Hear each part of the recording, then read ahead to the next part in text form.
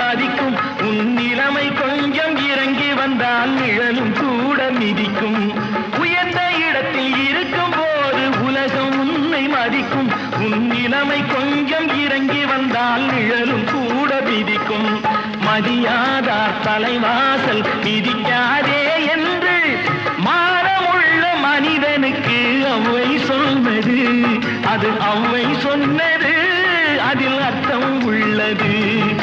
பரமசிவன் கழுத்தில் இருந்து பாம்பு கேட்டது கருடா சௌக்கியமா யாரும் இருக்கும் இடத்தில் இருந்து கொண்டால் எல்லாம் சௌக்கியமே